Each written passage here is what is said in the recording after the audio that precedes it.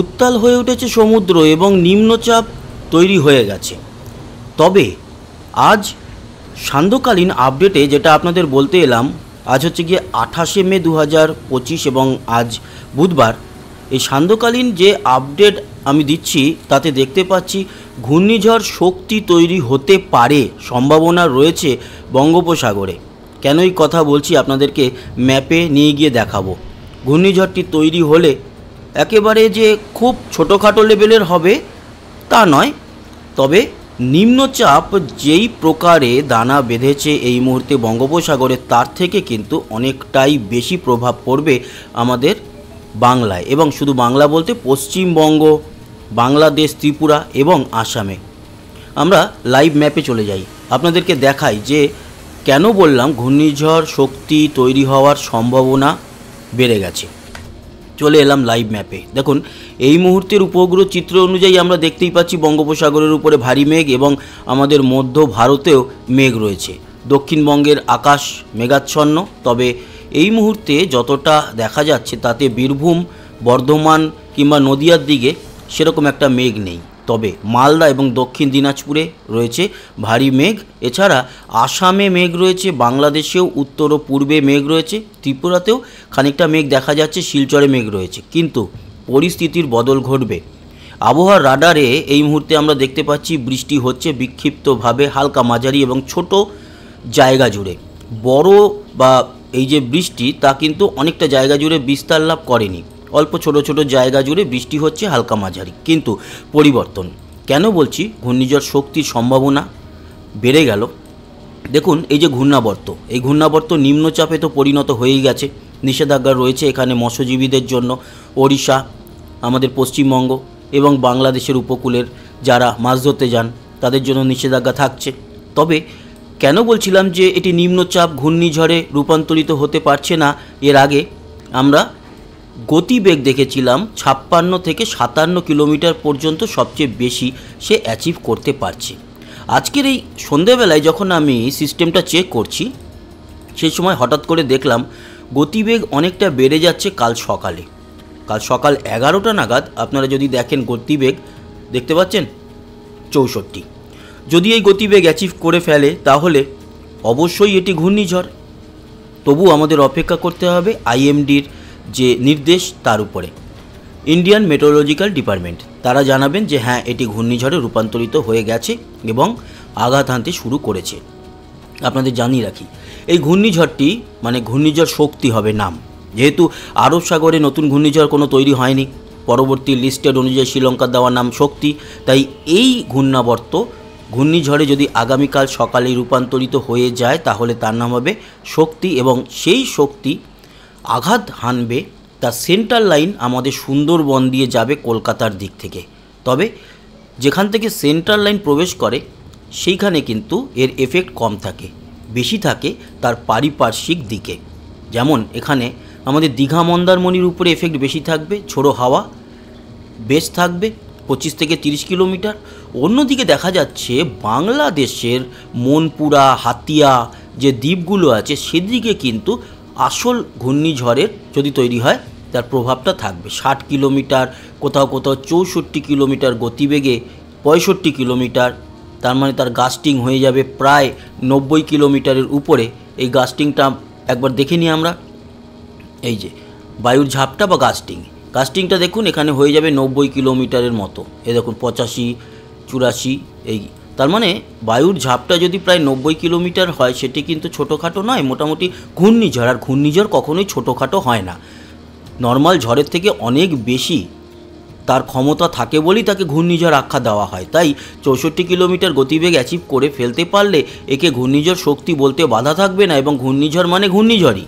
তার গতিবেগ কম হোক আর বেশি হোক, বেশি হলে ক্ষয়ক্ষতি বেশি হয়, আর কম হলে হয়তো গতিবেগ তাহলে ক্ষয়ক্ষতি একটু কম হয়। কিন্তু ঘূর্ণিঝড় আসা মানে ক্ষয়ক্ষতি, এটা আমাদের সকলকে এক বাক্যে মেনে নিতে হবে।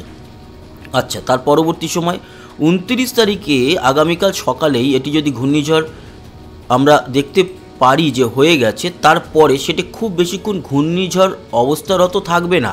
কালকের আবার বিকেলের মধ্যেই যখন সেটি আঘাত হানবে চিটাগাংয়ের দিক থেকে হয়ে এখনও পর্যন্ত যেটা দেখতে পাচ্ছি বাংলাদেশে, তখনও কিন্তু সেটি ঘূর্ণিঝড় বিকেল ও সন্ধ্যে পর্যন্ত থাকছে। তারপরে সে গতি কমিয়ে আবার নর্মাল নিম্নচাপে পরিণত হয়ে যাচ্ছে। নিম্নচাপে পরিণত হয়ে যাওয়ার পরেও এর বৃষ্টির দাপট এবং ঝড় বা ঝোড়ো হাওয়া থাকবে এবং কলকাতা থেকে এটি বাংলাদেশের মধ্যে দিয়ে উত্তরবঙ্গ দিয়ে এগোবে, সেরকমটাই এখনও অবধি দেখতে পাচ্ছি। এর কিন্তু পরিবর্তন হতে পারে, আজকে রাতের দিকে নজর রাখবো, কাল সকালেও ফার্স্ট আওয়ারে যদি সেরকম পরিবর্তন দেখি আমরা কিন্তু আপডেট নিয়ে আসবো।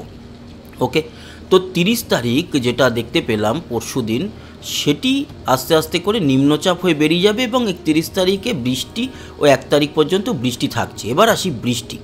এই যে ঘূর্ণিঝড় শক্তি যদি তৈরি হয় তাহলে বা নিম্নচাপের জন্য বৃষ্টিটা আমরা আমাদের দক্ষিণবঙ্গে যেরকম পাবো সেরকমই পাবো, কিন্তু বাংলাদেশের চট্টগ্রাম, কক্সবাজার, লংগদু, রাঙামাটি এবং এদিকে বিলাইছড়ি, খাগড়াছড়ি, তাছাড়া মঠবাড়িয়া, কলাপাড়া, এদিকে হাতিয়া, মনপুরা দ্বীপ, তারপর বরিশাল, খুলনা হয়ে সেটি কিন্তু বেরোবে তার সাইড লাইনের যেই জায়গায় ঘূর্ণাবর্তের সবথেকে বেশি ঝোড়ো হাওয়াটা বইবে।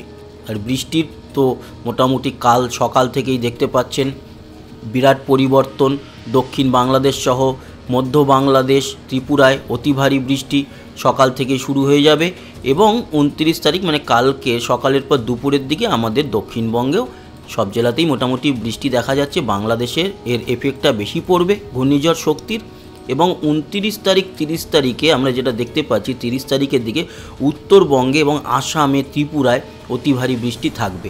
দক্ষিণবঙ্গের কিন্তু বৃষ্টির প্রভাবটা অনেকটাই কম, যেটা সকালের আপডেটেও বলেছিলাম। একেবারে হবে না তা না, হবে, কিন্তু পরিমাণ কম, অপেক্ষাকৃত পরিমাণ বেশি হবে বাংলাদেশে, ত্রিপুরা, আসামে আর আমাদের উত্তরবঙ্গে। তবে আমাদের দক্ষিণবঙ্গেও থাকবে বৃষ্টি, একেবারে থাকবে না, শুষ্ক থাকবে সেরকম নয়, বৃষ্টি থাকবে। এই হচ্ছে গিয়ে আপডেট। এবং আজকে আমরা তাপমাত্রা নিয়ে আলোচনা করব না, আমরা চলে যাব বৃষ্টির পরিমাণ, এর জেরে বৃষ্টি আমাদের মোটামুটি কতটা আমরা পেতে পারি। দেখুন, কালকে সকালের মধ্যে যে বৃষ্টি, সেটা আমাদের হয়তো পশ্চিমবঙ্গে খুব একটা কিছু নেই, কিন্তু বাংলাদেশে প্রচুর বৃষ্টি আছে, ত্রিপুরায় এবং আসামে। বাংলাদেশে দেখতেই পাচ্ছেন আপনারা, ঢাকা সহ কুমিল্লা, ফরিদগঞ্জ, সেনবাগ, মতিরহাট, বরিশাল, লালমোহন, কলাপাড়া, এছাড়া হাতিয়া, মনপুরা, এই সমস্ত দ্বীপগুলোতে এবং ত্রিপুরা জুড়ে বৃষ্টি। তবে পশ্চিমবঙ্গ লাগোয়া যে জেলাগুলো, সেগুলোতে বৃষ্টি পরবর্তী সময় লক্ষ্য করা যাবে। আমরা যদি কালকের সকালের পর থেকে কালকের রাত অবধি দেখি, তাহলে দক্ষিণবঙ্গে 2 মেদিনীপুর এবং 2 24 পরগনায় বৃষ্টির পরিমাণ মোটামুটি থাকবে।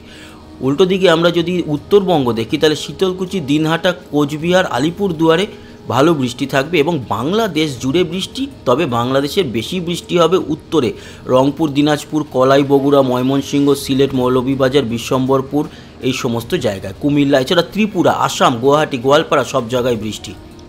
30 তারিখে আমরা 30 থেকে 1 যদি দেখি, এই দুটো দিনও আমরা বৃষ্টি পাবো। আর দক্ষিণবঙ্গে 30 থেকে 1 বৃষ্টির পরিমাণ ভালোই থাকছে, মোটামুটি উত্তরেও বৃষ্টি থাকছে, বাংলাদেশ ও ত্রিপুরা, আসাম জুড়ে ভারী থেকে অতি ভারী বৃষ্টি।